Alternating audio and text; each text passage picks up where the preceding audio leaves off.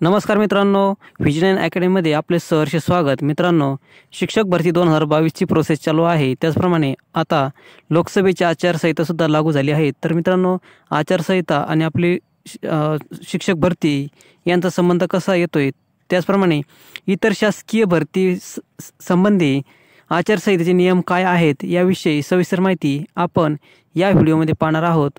असेच मित्रांनो, आपण चॅनलवर नवीन असाल तर प्लीज चॅनलला सबस्क्राईब करा, लाईक करा, शेअर करा। तर मित्रांनो, पाहूया आचारसंहितेची नियमावली काय आहे जी शासकीय नोकर भरतीसाठी। मित्रांनो, पहिला मुद्दा आहे आदर्श आचारसंहिता शासकीय नोकर भरतीसाठी नियम। पहिला मुद्दा, आचारसंहितामध्ये शासकीय नियम, शासकीय कार्यालये, महामंडळे, शासकीय संस्था इत्यादी ठिकाणी नोकर भरती GR काढता येत नाही। मित्रांनो, जे काही शासकीय कार्यालय आहेत, संपूर्ण विविध शासनाचे महसूल विभाग असेल, त्याचप्रमाणे शालेय शिक्षण विभाग असेल, तसेच इतर, तर या सर्वांसाठी नोकर भरती या काळात करता येत नाही, कारण आचारसंहितेचे उल्लंघन होत असते।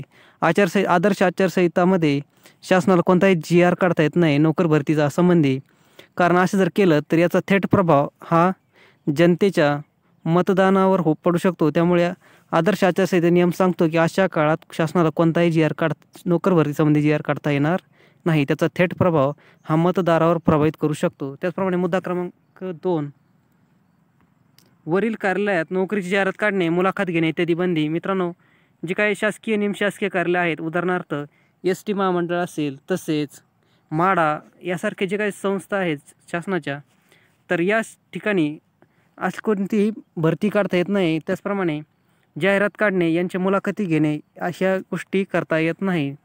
तसेच मुद्दा क्रमांक 3, पण जर आचारसंहिता आधीच नोकर भरती जाहिरात प्रसिद्ध झालेली असेल तर लेखी परीक्षेला हरकत नाही। मित्रांनो, आचारसंहिता लागण्याच्या आधीच जर शासकीय नोकरी संदर्भात नोटिफिकेशन झालं असेल, जाहिरात निघली असेल, तर आधीच शेड्यूल ठरलं असेल परीक्षेसंबंधी, तर अशा वेळेस परीक्षा घेण्यास कोणतीही हरकत नसते। पण त्याचं शेड्यूल आधीच आचारसंहिता लागण्याच्या आधीच ठरलेलं जाहिरात प्रसिद्ध झालेली पाहिजे। त्याचप्रमाणे मात्र याचा निकाल जाहीर करता येणार नाही। मित्रांनो, हे झालेले आचारसंहितामध्ये झालेल्या परीक्षेचा निकाल हा आचारसंहिता संपेपर्यंत जाहीर करता येत नाही। तसेच या काळात प्रत्यक्ष नेमणूक करणे, मुलाखती घेता येणार नाही। आचारसंहितेच्या काळात कोणत्याही पदाची नेमणूक करता येणार नाही, पोस्टिंग देता येणार नाही। त्याचप्रमाणे शासकीय मुलाखतीसुद्धा घेता येणार नाहीत। ही नियमावली या आचारसंहितेसाठी आहे।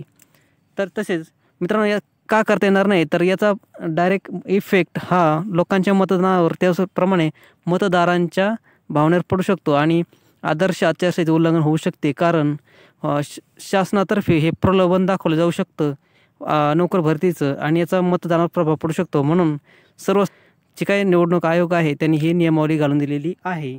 त्यानंतर शेवटचा मुद्दा आहे मित्रांनो, MPSCचे वेळापत्रक जर UPSC प्रमाणे आदेश ठरले असेल तर या भरतीला हरकत नाही। मित्रांनो, MPSCचे शेड्यूल हे जर UPSC सारख्या राष्ट्रीय जी काही परीक्षा होत असते, तर याप्रमाणे जर आदेश ठरला असेल, 6 महिने 1 वर्ष आधी शेड्यूल ठरलं असेल, तर अशा वेळेस परीक्षा घेण्यास, निकाल लावण्यास, भरती करण्यास कोणतीही हरकत ही निवडणूक आयोगाची नसते।